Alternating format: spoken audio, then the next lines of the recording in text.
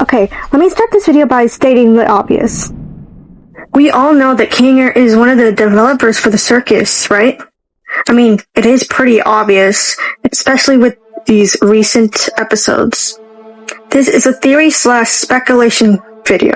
This video is going to focus on Kinger's overall character, because I think there's some parts to him that people overlook. There is way more to his character than just sane or insane. So we all know about this scene, right? The part where they all get squished by either bowling balls or cake. Now what does this mean? You might say, oh well, probably means nothing. Have you ever heard of Chekhov's gun? It means that every element in a story must be necessary, and the irrelevant elements must be removed.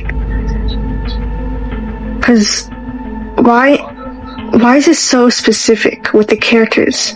Jax and Pomni get bowling balls crushed on their heads. Gangle and Ragatha get crushed by cake, but not really crushed, it just falls apart on them. And Kinger? He has an interesting one. There's a bowling ball and he quickly catches it. And then it turns into a background of white. Like a circle. But then this happens. A rook chess piece comes hurtling towards him and knocks him off the board, while that background of darkness comes back, and it's shaped like a circle. It almost looks like he's falling down a hole, is what I think. Now, a hole, why so specifically? Well, remember when the first episode where Jax threw a bowling ball at Kinger, and he grabbed Gangle along with him? There seems to be recurring themes of holes, and don't take that out of context. But why would there be a recurring theme of holes? Why would that even be important? It's just holes. Well, the abstracted go into holes, and they stay down there. Am I implying that Kinger might abstract? I don't know. I mean, he could be some sort of sacrifice, is a popular theory. Going back to the chess part, why specifically a rook piece? It could have been any other piece. Which character would represent the rook? I don't know. I don't know chess. I tried learning it. I don't remember anything at all. But yeah, there's an implication there. This is like Zubul said. Now the show has a lot of imagery with the holes and Kinger, especially with Kinger. I'm thinking it might have something to do with like sacrifice. He's gonna take one of the team and find an exit. He's gonna sacrifice himself for the others. But I just don't see that as an actual ending for the show. I think there's no way out. It's like Kinger said that it wouldn't be possible. Which means there's something that all of the cast members don't know about him. And it worries me to see that in episode 7, Pomni and Ragatha really emphasize the trust about Kinger.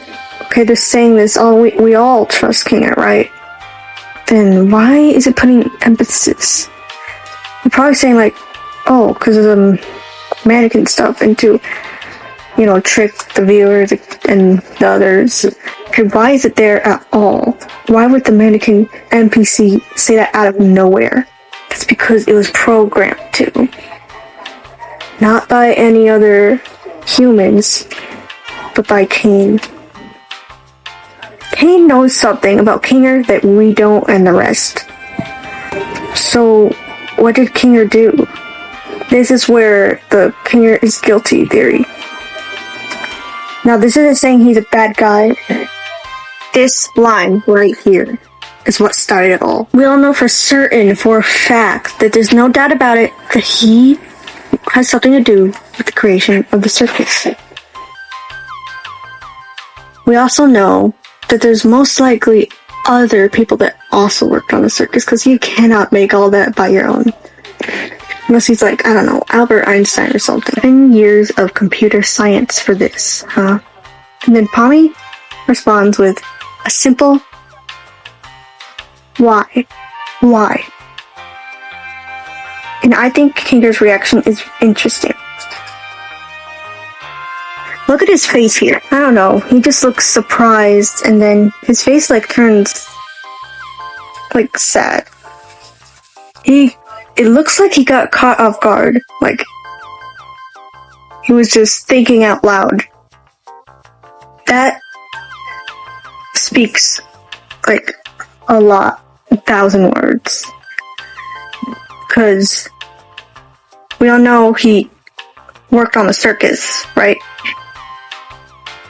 There's probably no doubt about it that he feels some sort of guilt for everything. I worked on this, and why did I ever work on this? Which also begs the question, what was the company CNA trying to accomplish with this invention? So that's a story for another time. We'll probably get the answer to that. And there's also other lines I want to pay attention to, because a lot of his reactions are like this. He either dodges the question or like not directly. And I'll show you what I mean. Every day I spend here is one nightmare after the next. I knew it would end up like this. And he just looks so guilty there. You could also argue he feels bad for her because he knows how it's like to be trapped here because, well, he's here. But also, he worked on the circus, so he tries to reach out for Pomni, but he just doesn't do it. And this line could have multiple meanings applied to it. It was my fault we went down this path, wasn't it? More guilt there. Blaming himself for everything. He looks so guilty here. It's just really sad. In this world, the worst thing you could do is make someone feel like they're not wanted or loved. I don't know. He has to have learned that from somewhere. Either one, it's his fault that Queenie abstracted, or two, he's talking about others. And he doesn't even respond to Pomni at all. I feel like he doesn't deserve that. He doesn't deserve any comfort because of the guilt. He also downplays his memory issues. And he really says a lot of stuff about try not thinking about it. Like, don't worry about me. Interesting. Really interesting. Why does he not care about remembering this? He just wants to... He's content with being insane. And that is insane. He probably only created the circus, but he probably wasn't told of the motives. There's a lot of hidden backstory to these characters, and we don't know anything yet. We only know the tip of the iceberg, but you need to look out for yourself in all this too. Yeah, Kinger. No, but seriously, we've seen him comforting literally almost everyone.